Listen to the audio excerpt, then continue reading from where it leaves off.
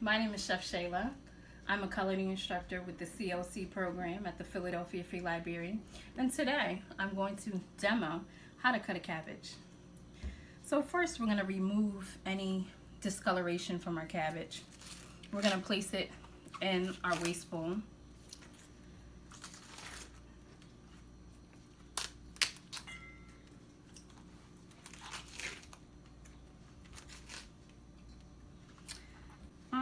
I'm going to place the cabbage down and I'm going to actually cut the core. After putting the core into the waste, I have a flatter surface.